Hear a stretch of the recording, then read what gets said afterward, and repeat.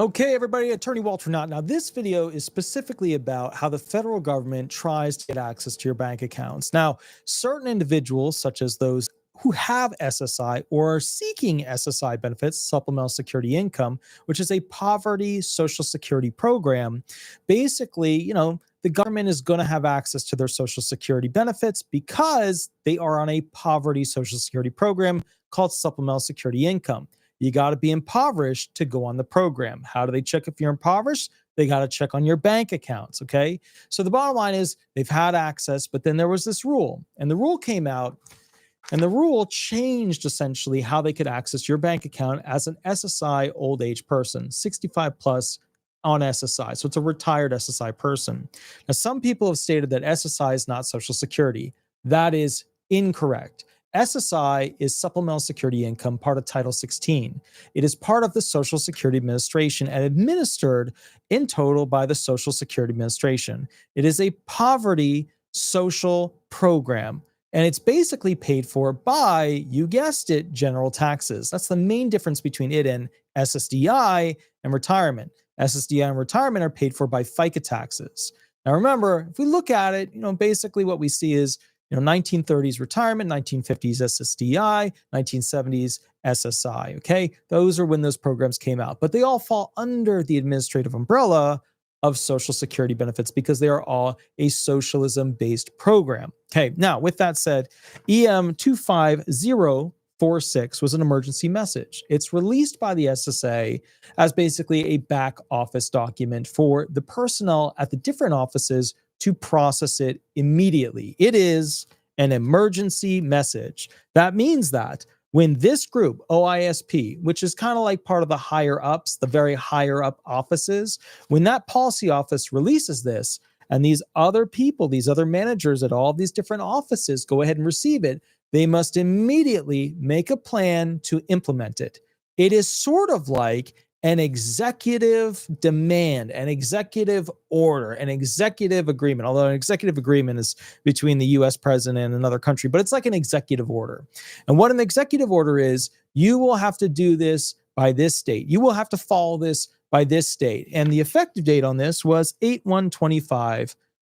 In other words, you got to start putting it through and making it happen immediately. So if somebody tells you that these are not important, that these are like, meh, no, they're very important. These are executive orders from usually the policy department of the executive division of the SSA or from the commissioner himself through one of his direct underlings. Okay. And remember, there's many levels to the SSA, right?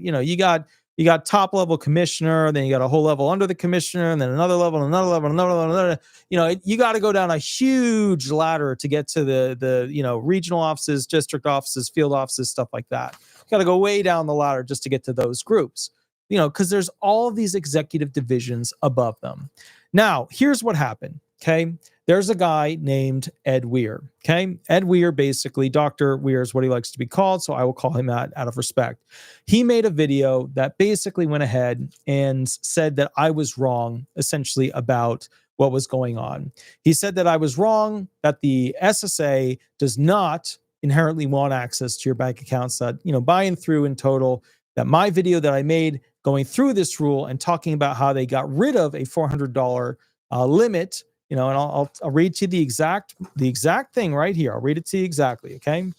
The purpose of this emergency message is to inform technicians of a new verification requirement for financial institutions, accounts, and access to financial institutions. The new policy applies to all SSI age 65 plus allowances.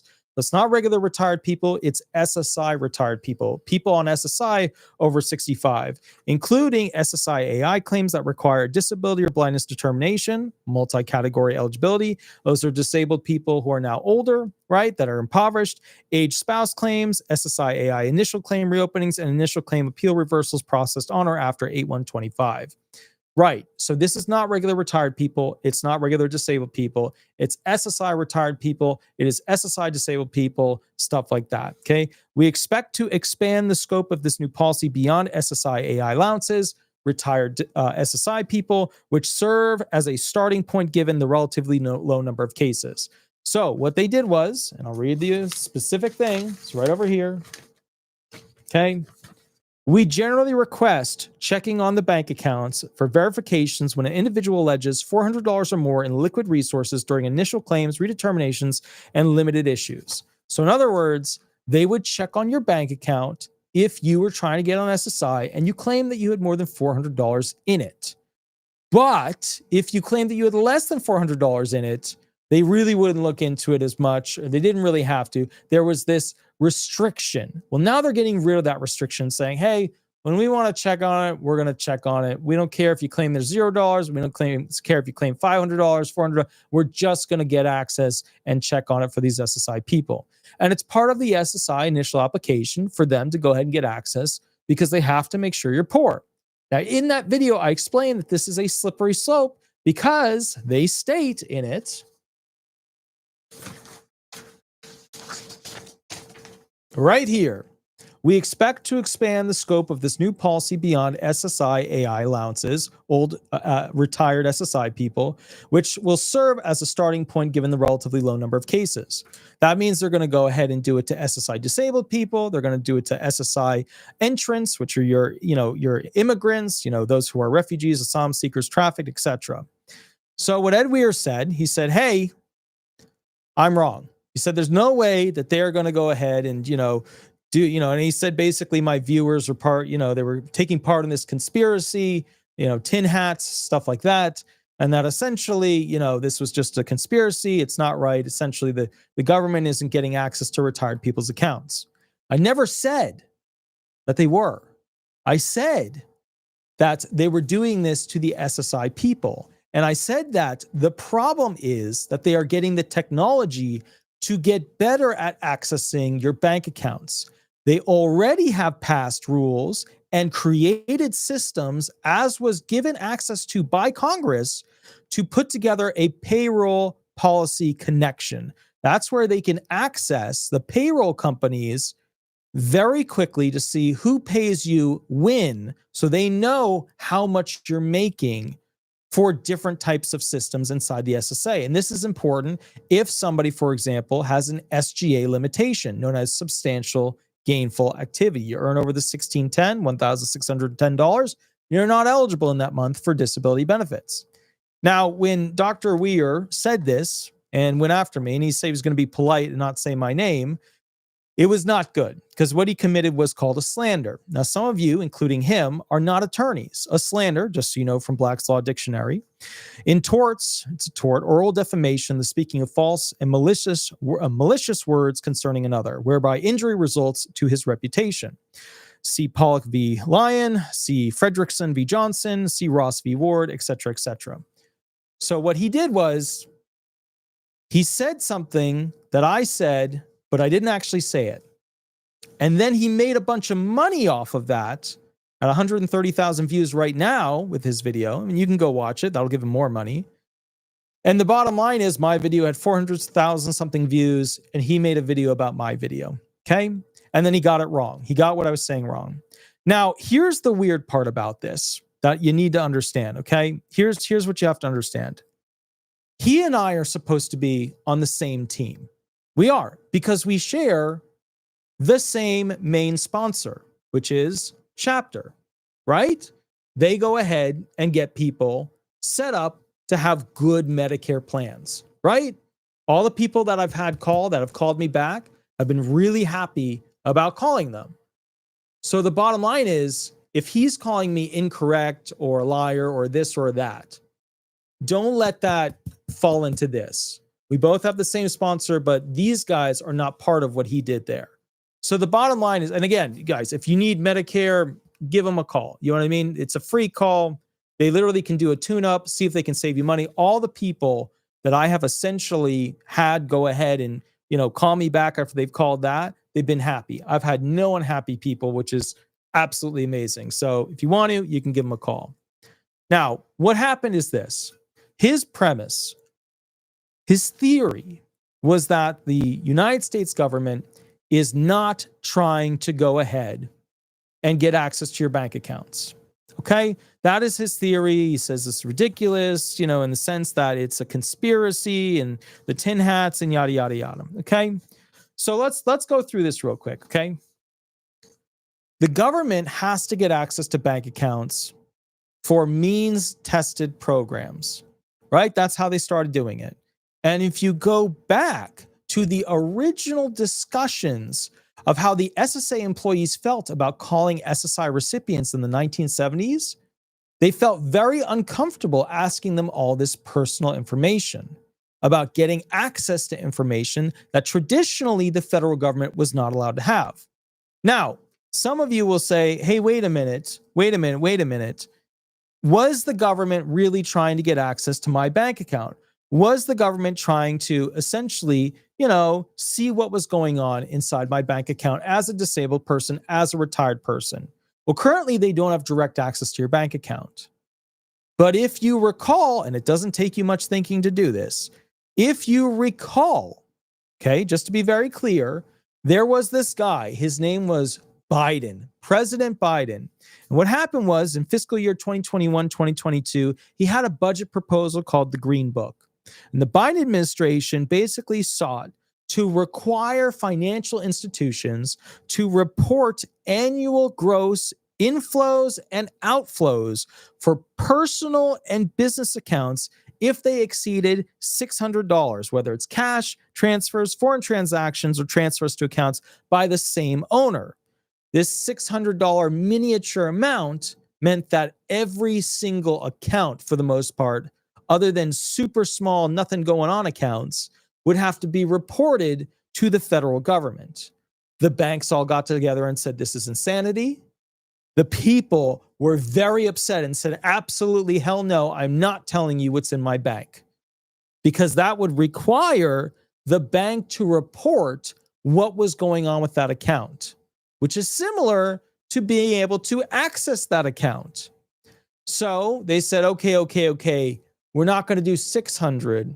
We're going to do 10,000. And I know some of you guys remember that. Some of you guys are getting a recall situation where you're going, oh yeah, I remember Biden wanted to go ahead and pass this thing where he could find out when the account was basically, having more than $600 in transactions going in and out. Okay. So just to be clear, that's basically a clear, absolute, definitive example of the federal government failing but trying to get access to your bank account. This over here is an emergency message, is proof that they are lessening the requirements on the federal government to go ahead and access SSI retired people's accounts. Remember, SSI is not the same as regular retirement. Let me give you another one for you. You don't think that they're super interested in your knowledge and your information? December 2023, background checking firm named National Public Data, right? Doing business under Jericho Pictures. They would take all the pictures from the internet, they would scan them, and then they would put them into profile photos for who they belong to. They create super accounts of information that you have ever placed on the internet. That's what they do. They create a super profile with all the stuff they can grab that belongs to you.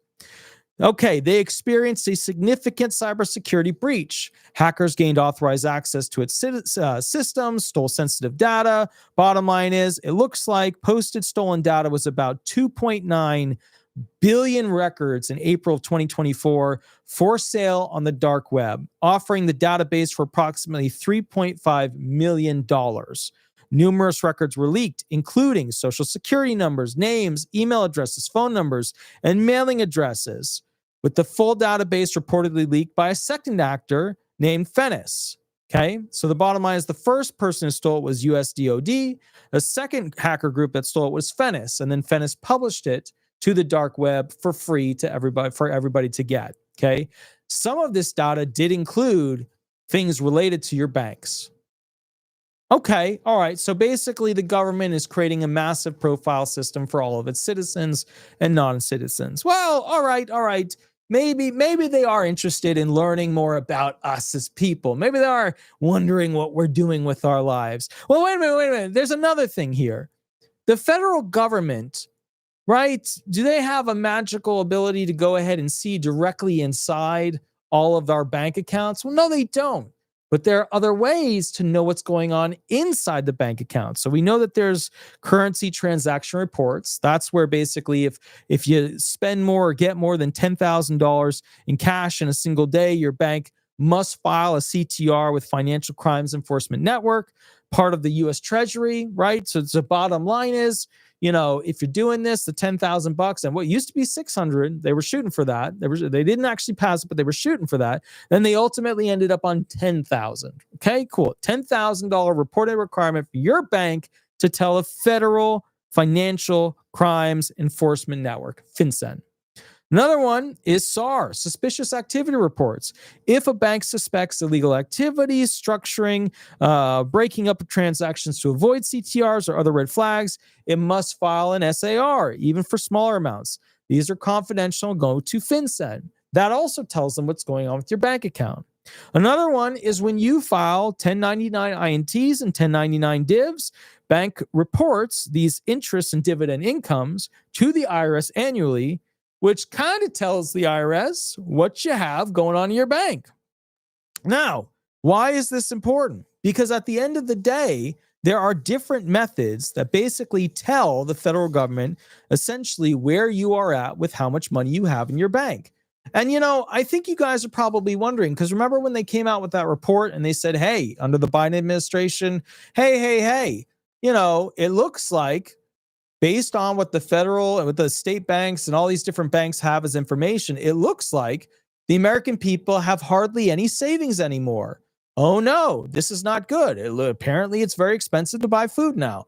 Well, let me ask you this. How do you think they knew to create a statistical data worksheet on your savings, how little a savings you actually have? Well, they asked the bank for accounting information on what the savings look like across the board and what people have in total on them. So, now they don't get nitty gritty to each account, but it still gives them a generalized figure. So when people say, and this was Ed Weir saying that I got it wrong, I was creating a conspiracy. There's no conspiracy here. The federal government would love to have access to your bank account. They already have a massive profile system set up for you where they collect any and all information to basically put it into a profile account to have on you. Now, the premise, again, for his theory was that, retirement is not a means-tested poverty system. Okay, it's not like SSI. Well, retirement is actually means-tested. Let me explain why. If you go ahead and remember, before Trump, there was this rule where if you earned over $25,000 or $34,000, you would get taxed on your retirement benefits.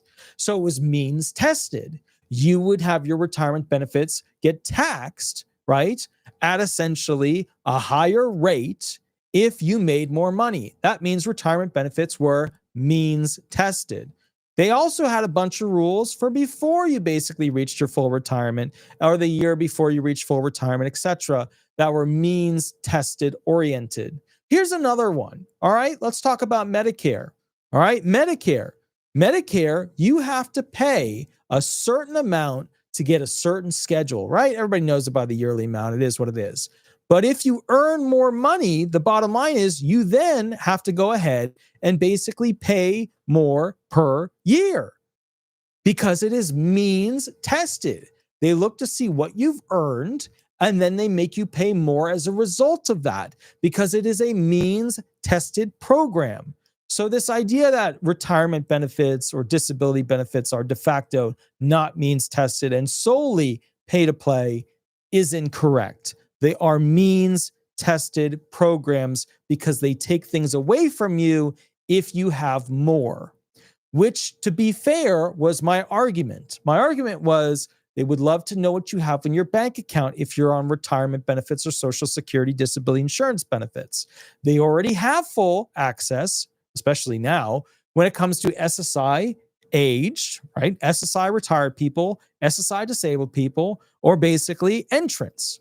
So the point here is, at what point will they make the jump over to essentially checking on your bank accounts with SSDI and retirement? Now, for SSDI and retirement, it's not just how much do you have in your bank. It is only for retirement and disability about how much have you earned. Now, of course, Trump came in and basically said, rah, rah, rah, vote for me. I will get rid of taxation on the elderly. Right. And then he came out with the new rules and he basically waived certain amounts. Again, it's a means tested system, right? If you're earning over a certain amount, you're going to have to pay, full, taxes on your retirement benefits. But if you earn under a certain amount and it's degradations, the more you earn, the more they take away. It is a means tested Trump solution. Then if you're not earning that much on retirement, they won't take money away from you. So basically, instead of we're not going to essentially tax the elderly on their retirement benefits, he shot for that. He didn't achieve that. He achieved something less than that. But again, it was means tested. It's got bend points that are helpful to people who don't earn that much while they're retired. And it's completely not helpful to people who essentially earn a lot while they're retired. A means tested solution put in place by Donald Trump to help the retired. Now, remember, his channel tends to go very left. Now, I want to show you real quick what essentially he said. We're going to play it so you understand. This was the video right here, right? The one right there. All right, let's go through it real quick. It says, new Social Security rule, full access to your bank account. And then he put some question marks after it. Here we go. Supposedly, the Social Security Administration is going to be looking at all your bank accounts. There's someone that did a video. Okay, I'm going to be nice. There's someone that did a video that took this emergency message and they built it all up. These are emergency messages. The emergency message is basically, hey, Social Security employees, we've got this new thing. And my office, we used to have a meeting. We have to send this out and said, okay, hey, there's this new policy that begins immediately. We have to make sure we do this. It's basically central office, Baltimore office, the headquarters of Social Security kind of doing things at the last minute. And that's usually why they sent out an emergency message, because they didn't plan well enough. But anyway, so they sent out. Okay. So basically he says he's not going to say my name. He's going to be nice, but he's throwing me on the bus and basically doing a video and then making lots of money off of it. And it's a tort. It's a slander, right? He's attacking me and saying, I got it wrong. And then he's saying these emergency messages are not really a big deal. No, they are a huge deal. They are executive orders that tell the managers, okay, the lower level people, not the executives. They send it down to the managers and say, you get your employees to work on this immediately and implement it immediately. This is effective on this date. This needs to be done. Message, sometimes it's a political type thing. They send out a message and say, okay, from now on, y'all have to do this. And we say, have a little training. Okay, here's what I have to do. So it's not some conspiracy thing. And this is not a secret email. All of these are 100% online. Anybody can see them. Okay. And here's where the conspiracy. And I said in my video, hey guys, this is not meant for you. It's meant for their office personnel. They do publish it online and you can check it out. But if you read it, some of it's not going to make sense to you because it has a lot of codes in it. It has a lot of, acronyms and stuff like that. It's meant for SSA personnel. You're going to see in his video with this whole thing, it's like everything that basically he could say to try and like downplay what I did was just to attack. Oh, it's not. Oh, it was shameful, especially from somebody who has the same main sponsor as me. And, I used to look, the way I knew Ed Weir existed, because he's only had a channel for 2 years and the thing massively exploded and now has twice as many subscribers. Okay. And look, he looks like the right guy for that position. He looks like the person, sounds like the person. And I appreciate what he does because he helps people with Medicare. He helps people with general understanding. I appreciate that.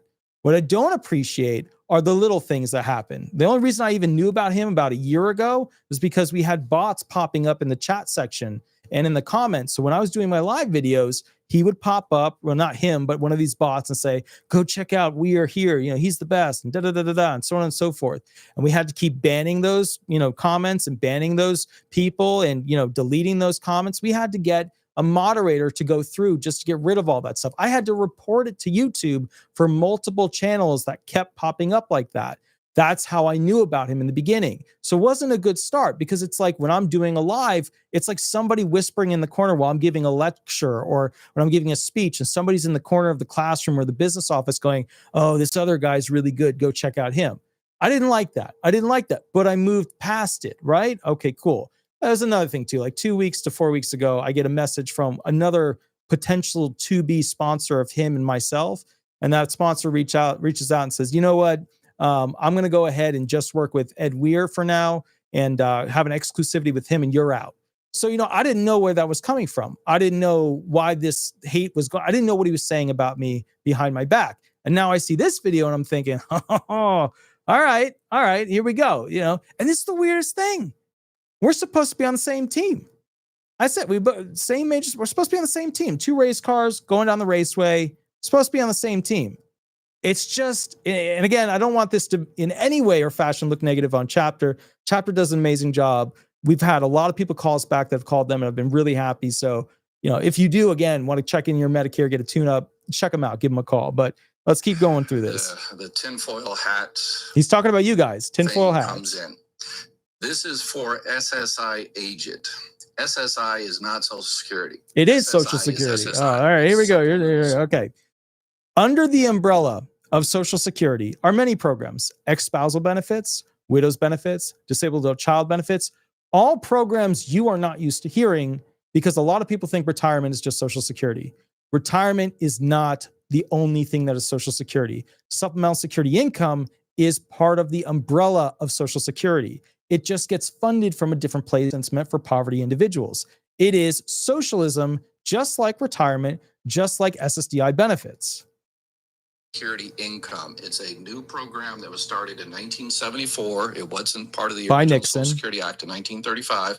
It was started in 1974. It's a welfare-based program, a needs-based program. Supplemental security income. The max you can get on SSI is $967. Okay. And you can get it based on being disabled. So if you're disabled and you're not eligible for SSDI on your own record or your SSDI on your own record. This part he gets correct. Then you might be able to get SSI. It's a welfare-based program, limited income, limited resources. And for over a decade, since 2011, if you want SSI, supplemental security income, you have to give Social Security permission to check out your bank records. Mm-hmm. It's a welfare program. Duh. So if you say, no, I don't want to give you permission, then all right, so your case is denied. N18 as the internal code is. And so people say, okay, yes, I get. So he gets this part right when describing supplemental security income. But as you know, the agency that oversees supplemental security income is the Social Security Administration, which means that it is a Social Security program, just like widow's benefits, just like SSDI benefits, just like DAC benefits, disabled adult child benefits, 18 to 22. If they're disabled during that time, they can access their parents' Title II benefits. It's like they can reach into essentially their parents' Title II retirement benefits / SSDI benefits, all the money that's potentially there. Although realistically, it's coming from the trust fund. It's not technically going to a specific program of theirs, although they talk about it like it's attached to retirement. Your permission to check out the financial institutions. That's basically it.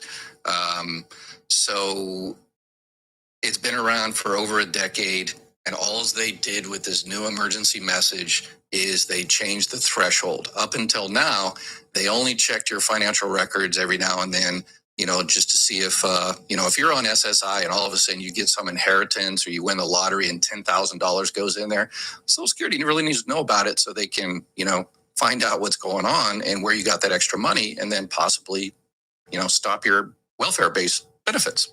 Okay. Seems logical, right? All right. He goes on and says some more stuff, but you get the point. The bottom line is he did a slander video. I'm going to see if he takes it down. He's already made a bunch of money, basically, talking down about me. And that's not good because remember, there's slander and then there's profiting from the slander, which is, he's not an attorney, but I'm sure after this video goes out, he'll go learn about that. So the bottom line is, just to be clear, hold on. Let me show you real quick my video that was created so you understand exactly where we're coming from. And the reason why I want to show you this is I ended up making a second video where I demarcated, or I guess you could put it as I created essentially categories and really went through what each type of category was so that everybody understood the different types of videos, right? So the first video I did was this one, right over here. Remember, this is the one group that they're doing it to now. Their intention is, okay, let's get into this real quick. This is a very, very spicy I'm going to video. speed it up for Breaking everybody. news, and it's coming out just basically this week, is that the Social Security Administration is changing its policy on what are called AFIs, which are financial institutions, specifically AFI being access to financial institutions. If you want to look up this specific, and it's called an emergency message release. It's a back office document used by the Social Security Administration. It's released to the public, but it's not meant for the public. Specifically, it is emergency message EM25046. Again, EM25046. All the things you said, I didn't say. Please right remember here, to enjoy these video updates right about in the the Social Security beginning. Administration and what's going to happen with your benefits. Like and subscribe. So many of you guys, you don't hit the like button. You just, check it out. It's here. And, it is what it is. But if you could like and subscribe. Another thing that I always love waking up to are those reviews on the business page. You By the way, like and subscribe. Or disability resolution. I did a better job at that this video. So this is EM25046, an emergency message with retention date basically of 2/1/26. However, this was released on 8/1/2025. Okay, so bottom line is this thing is red hot, and the phrasing in it has me a little like, whoa. Now, before I go into this, number one, it's going to affect one group of people.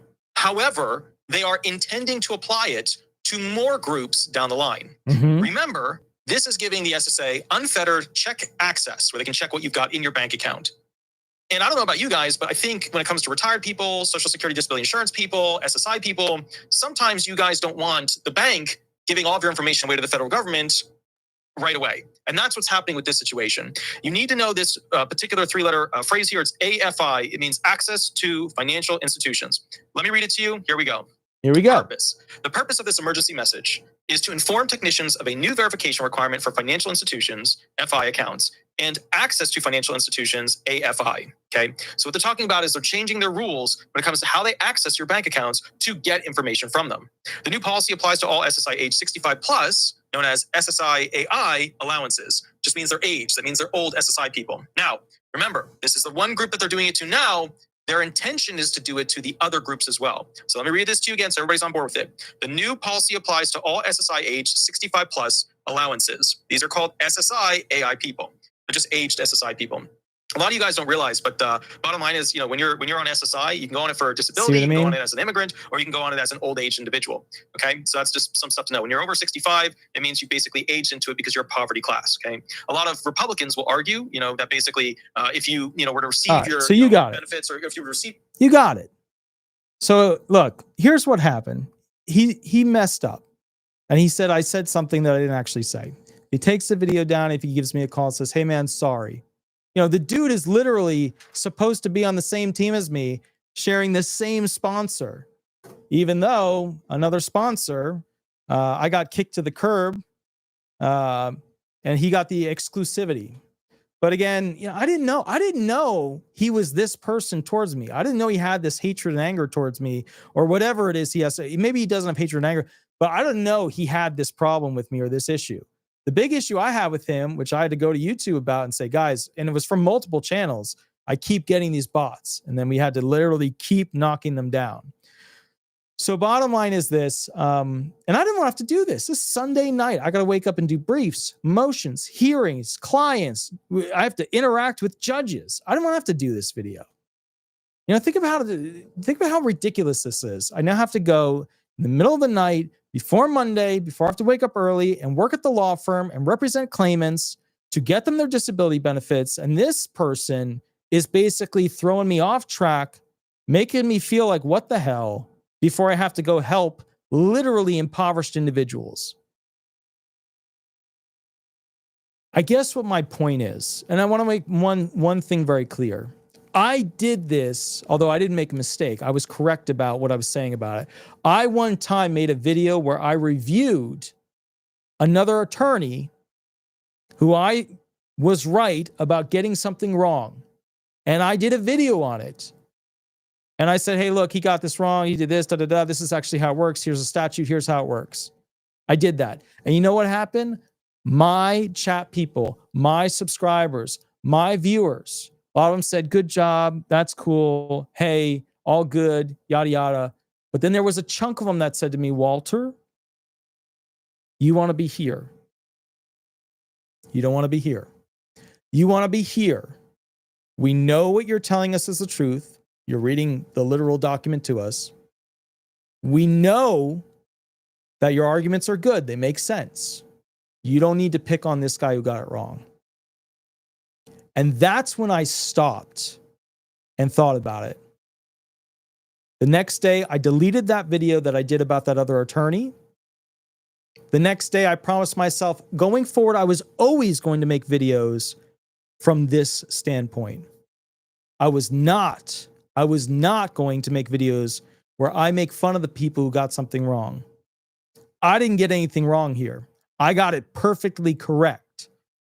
I have shown you now evidence where the federal government intended to get further access into your bank accounts as retired people, business owners, workers, personal accounts, disabled, people outside of the SSI category.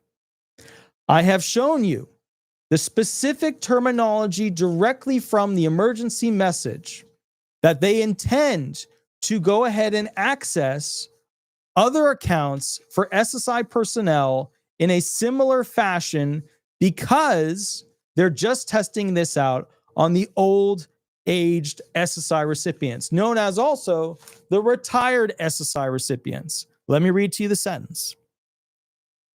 EM 25046, purpose, last sentence. We expect to expand the scope of this new policy beyond SSI AI allowances, which are SSI age 65 plus people, which serve as a starting point given the relatively low number of cases. You have now seen that they intend to grow this rule directly into all other SSI categories. And you've already seen how the federal government, specifically through Biden's administration, right? Because, Trump's more of the, now Trump is into the let's follow the money. To be fair, the whole Russiagate thing, I get it now. I get it. You know what I mean? There does need to be an audit of this whole thing. There's been a lot of, daggers and shadows going on. But, usually the Republicans are small government, most of this is your problem. We'll only get involved if this happens. Democrats are big government, right? We want both to fight each other about it so that we can see the positive and negative. We need the Democrats to show us the innovative new. We need the Republicans to hold the reins so that we don't end up in some really out there place, okay? But Biden did propose that if you spent over 600 or got over 600 in a single day, had to be reported. You know what I mean? That's some pretty strong access to your bank account. Just saying. It's undeniable proof. A lot of people forgot about it. All right. With that said, please do not forget retirement benefits, SSDI benefits are means tested programs as well. Means tested means one of two things: stuff you have and earnings coming in. Stuff you already own and stuff that you're making. Okay? Two categories. If they restrict you or tax you on one of those categories, if they get access to something that they normally would not get access to because of one of those categories, that is called a means tested restriction or a means tested invitation to access your information. Retirement and SSDI benefits have those, but they're more focused on income. SSI people have those, but they're more focused on both income and stuff you own. All right? Perfect. As you guys know, I'm Attorney Walter Hnot, the most viewed, subscribed to, clicked on disability attorney in America. My YouTube channel is 12 years old. My law firm next month in September will officially be 12 years old. And look, I'm going to be honest with you. My channel is not super grown, super big, because I had a bias that I had to get through. Okay? People in their 50s, people in their 60s, they don't want to listen to a 39-year-old. Why would they want that? Why would they want that? They don't want to listen to a guy that looks like me. They want to listen to a guy that looks like Ed.